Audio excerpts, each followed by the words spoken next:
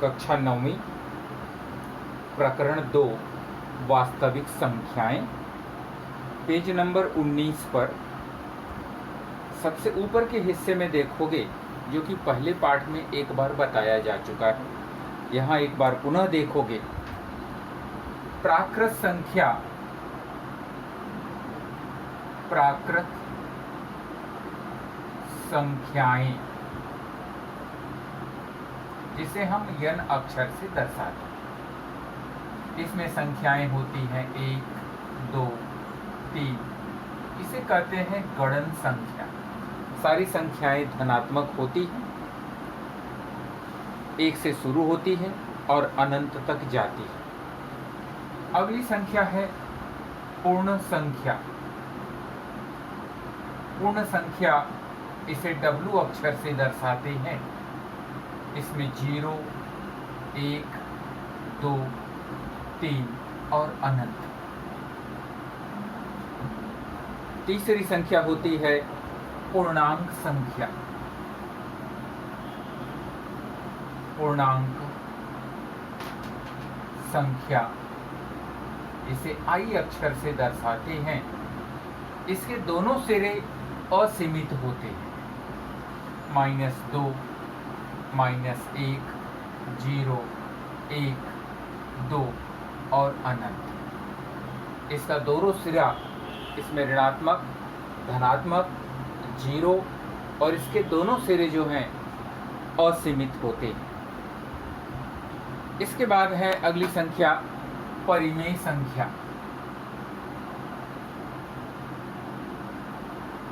परिमेय संख्या जिसे हम Q अक्षर से दर्शाते हैं। और परिमेय संख्या में कोई भी संख्या P/Q के रूप में अगर ले लो, कोई भी संख्या P/Q के रूप में लो, शर्त यह है कि P और Q दोनों, PQ घटक है I। कोई भी संख्या P/Q इस प्रकार की P और Q I का घटक होना चाहिए, यानी पूर्णांक संख्या का घटक होना चाहिए।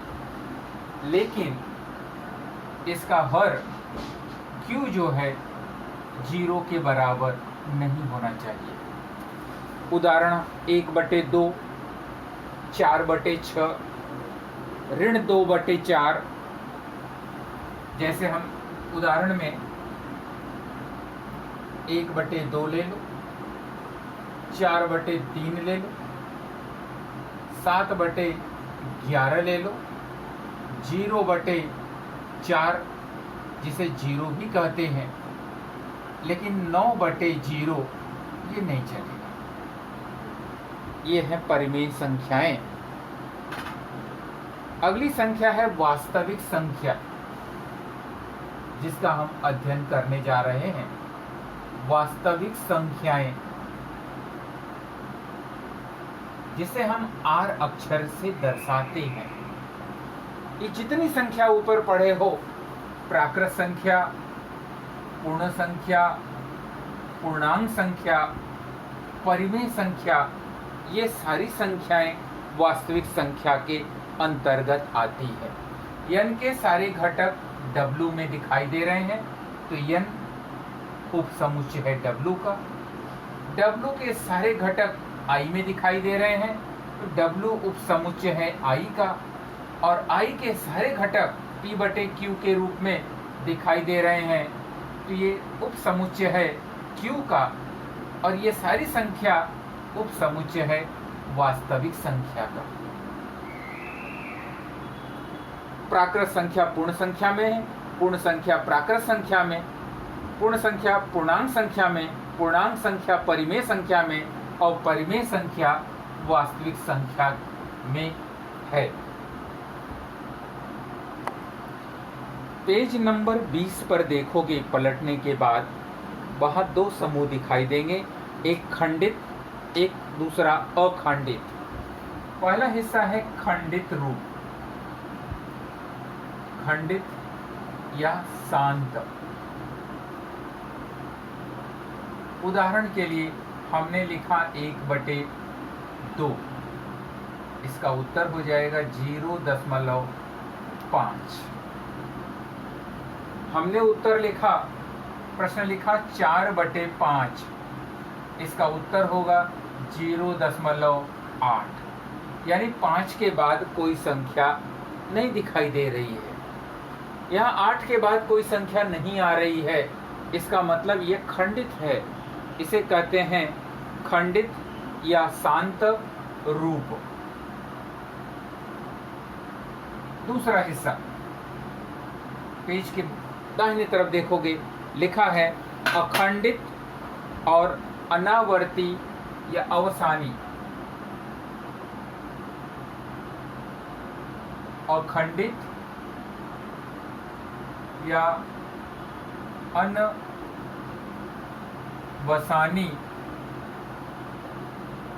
आवर्ती रूप।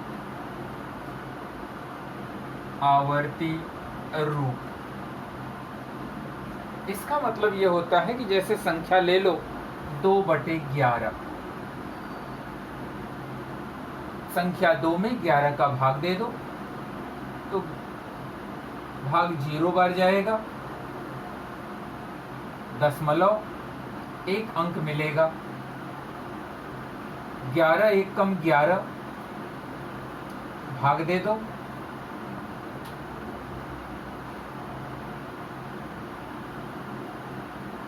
फिर 11 का भाग दे दो, 11 8 88,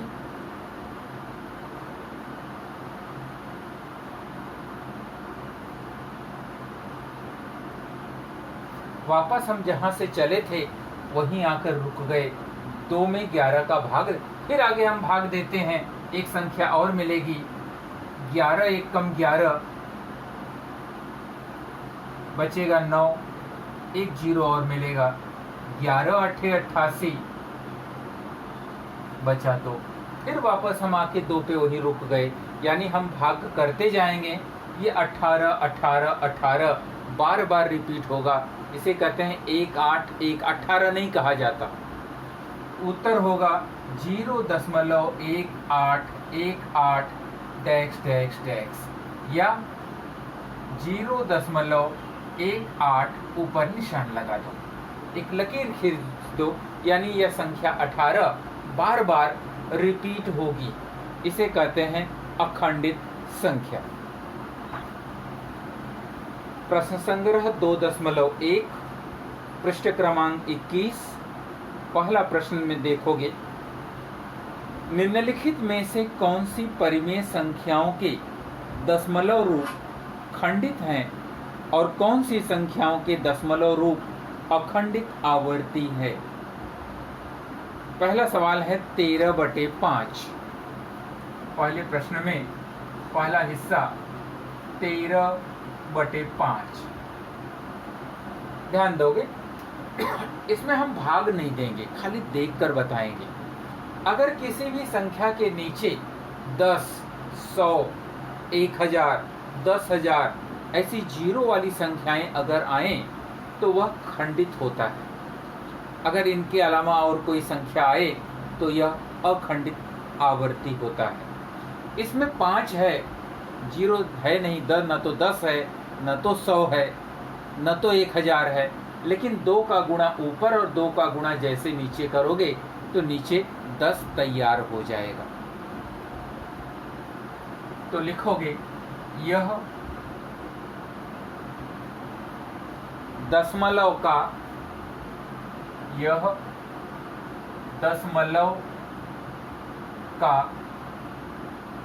खंडित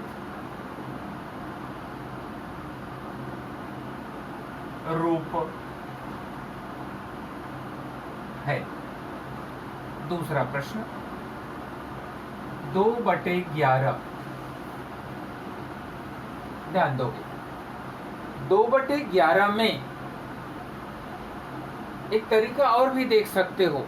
अगर गुणनखंड, हर का गुणनखंड 1 के अलावा 2 और 5 में से कोई भी संख्या मिले, या तो 2 मिले या 5 मिले या दोनों मिले, तो हम खंडित रूप कह सकते हैं। इसमें 11 का जब हम गुणनखंड निकालेंगे तो गुणनखंड इसका 1 गुणे 11 ही मिलेगा, न उसमें 2 है न उसमें 5 है।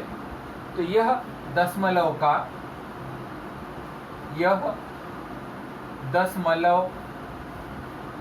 का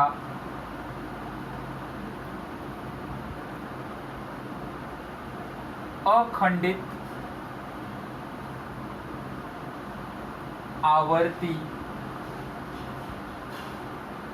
रूप है। तीसरा 29/16। 29/16 में संख्या 16 का अगर हम गुणनखंड निकालें तो संख्या 16 का गुणनखंड है 2 गुणे 2 गुणे 2 गुणे 2, यानी इसका गुणनखंड 2 ही मिला, 2 के स्वरूप में मिला। भले 5 ना हो, लेकिन इसे हम बदला जा सकता है। तो यह दशमलव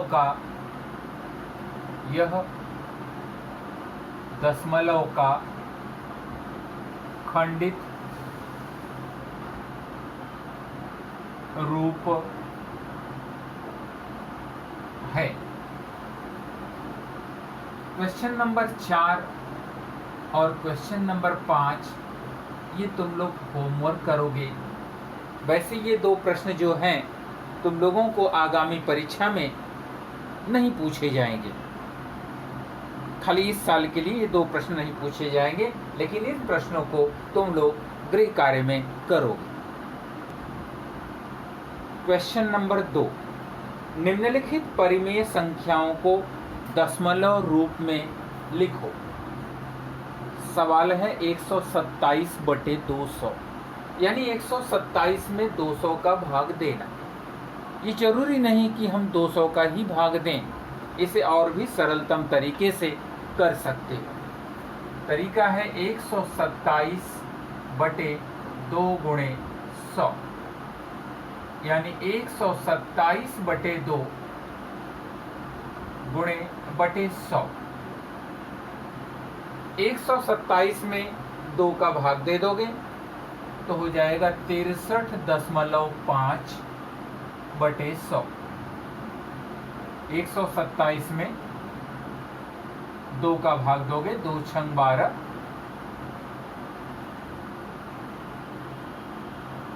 2 तिहाई 6,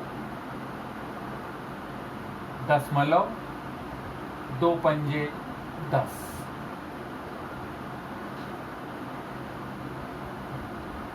बराबर नीचे 100 में 2 अंक है, नीचे 100 में 2 अंक 0 है, दशमलव 2 अंक बाईं तरफ सरक जाएगा, 0.635।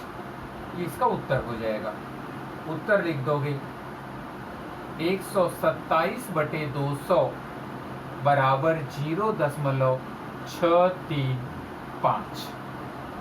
इसके बाद क्वेश्चन नंबर दूसरे का दूसरा 25/99। अब 99 में हम गुणा करें और नीचे 100,000 मिले, ऐसी कोई संख्या नहीं दिखाई दे रही है, तो यहाँ हम प्रत्यक्ष भाग देंगे। 99 का भाग हम 25 में देंगे, 0.10 मिल जाएगा। 25 के आगे दशमलव था, उस दशमलव को हम ऊपर करके 1 0 ले लेते हैं। इसे हम 100 मानते हैं। 100 दूनी 200, यानी लगभग 2 के आसपास भाग जाएगा। 99 में 2 का गुणा कर दो तो 198, माइनस कर दोगे तो उत्तर मिलेगा 52। फिर दशमलव लगा हुआ है तो 1 0 हमें ऊपर से मिलेगा। 99 का भाग 520 में दो, इसे हम 100 मान लेते हैं। 100 का भाग दो, 100 25 500, यानी 99 में 5 का गुणा करो, ये भाग जाएगा 5 बार। 495 माइनस 495 में भाग दोगे तो वापस 25 मिलेगा। ध्यान दोगे हम जहां से शुरू हैं वापस वहीं आके रुक गए। इसका मतलब फिर हम भाग देंगे, फिर से 2 5 2 5 2 5 रिपीट होगा, तो उत्तर हो गया 25/99 बराबर 0.25 25 25 अनंत। इसलिए उत्तर होगा 25/99 बराबर 0.25 और ऊपर निशान लगा दो। इसे कहते हैं बार, यानी 25 बार बार आएगा। इस क्वेश्चन नंबर 3 तुम लोग होमवर्क करोगे। क्वेश्चन नंबर 4 और क्वेश्चन नंबर 5 भी होमवर्क है, लेकिन यह प्रश्न इस साल तुम लोगों को परीक्षा में पूछा नहीं जाएगा। तुम लोग खाली 3 4 5 करोगे तीनों, लेकिन ज़्यादा विशेष ध्यान क्वेश्चन नंबर 3 पर दोगे। चौथा और पांचवा इस साल की परीक्षा में नहीं पूछा जाएगा। क्वेश्चन नंबर 3, निम्नलिखित परिमेय संख्याओं को संख्या p/q के रूप में लिखो। इसके पहले क्वेश्चन नंबर 2 में संख्याएं p/q रूप में थी, उसे हमने दशमलव में किया। अब वही चीज हम यहाँ उल्टा कर रहे हैं कि संख्या दशमलव में दी गई है, उसे हम p/q के रूप में करेंगे। जो प्रश्न दिया है इसको मान लो कि माना x बराबर 0.6 बार। 6 बार माने 6 6 6 6 अनंत। दोनों तरफ हम 10 का गुणा कर देते हैं, इसलिए 10x बराबर, जैसे ही 10 का गुणा इसमें करोगे तो एक अंक इस तरफ हो जाएगा 6.6 बार।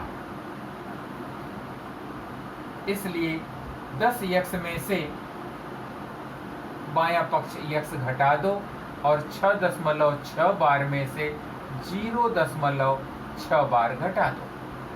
इसलिए 10x में से घटाओगे तो 9x, 6.6 बार ध्यान दोगे, 0.6 बार घटाओगे तो खाली उत्तर मिलेगा 6। इसलिए x बराबर 6/9, इसलिए x बराबर 3 दूनी 6, 3 तिहाई 9, ये हो जाएगा उत्तर। इसके बाद क्वेश्चन नंबर 2, 0.37 बार, यानी 37 के ऊपर एक लकीर खींची है। यहाँ 2 अंक है। सबसे पहले मान लो कि माना x बराबर 0.37 बार। पहले वाले सवाल में 1 अंक था तो हमने 10 का गुणा किया। यहाँ 2 अंक है तो यहाँ हम 100 का गुणा करेंगे। दोनों तरफ 100 का गुणा कर दो, इसलिए 100x बराबर, जैसे ही 100 का गुणा करोगे 2 अंक इस तरफ आ जाएगा, क्योंकि इस तरफ 37 की संख्या बहुत बड़ी है, तो 37.37 बार माइनस कर दो। 100x माइनस x बराबर 37.37 बार ऋण 0.37 बार। 100x में से 1x घटाओगे तो 99x बराबर 37.37 बार में से 0.37 बार घटा दो तो मिलेगा 37। इसलिए x बराबर 37/99, इसका उत्तर हो जाएगा। इसके बाद क्वेश्चन नंबर 3, इसी तरह क्वेश्चन नंबर 3 करो।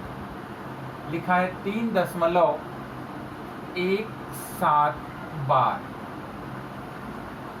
इसे भी लिखोगे कि माना x बराबर 3.17 बार। ध्यान रखोगे यहाँ पर भी हम 100 का गुणा करेंगे क्योंकि यहाँ पर 2 अंक है, तीन अंक नहीं काउंट करोगे। बार के अंक जो बार खींचा है उसमें 2 नंबर बार बार पुनरावृत्ति हो रही है, तो 100 का गुणा करोगे। 100x बराबर 317.17 बार, क्योंकि संख्या 17 बार बार रिपीट हो रही है। जैसे ही 100 का गुणा करोगे एक जोड़ी संख्या 17 की इस तरफ आ जाएगी, माइनस कर दो 100x ऋण x बराबर 317.17 बार ऋण 3.17 बार। 100x में से इसको घटा दो तो 99x बराबर 317 ध्यान दो मैं यहाँ रफ में बता रहा हूँ 317.37 बार माइनस 3.37 बार। ध्यान रखोगे यहाँ पे 37 नहीं है, 317.17 बार माइनस 3.17 बार। माइनस कर दोगे तो दोनों संख्याएं सेम है, 317 में से 3 माइनस कर दो तो हो जाएगा 314। ये यहाँ आ जाएगा 314, इसलिए x बराबर 314/99। इस 3 के पहाड़े से 314 नहीं कटेगा। टोटल करो 3 1 4 और 4 और 4 8, 8 3 के पहाड़े में आता नहीं है, इसलिए यह संख्या 3 के पहाड़े से कटेगी नहीं। यही उत्तर हो जाएगा तुम्हारा। इसके बाद क्वेश्चन नंबर 4 और 5 ध्यान दोगे, इस साल परीक्षा में नहीं पूछा जाएगा, लेकिन तुम लोग इसे होमवर्क में करोगे।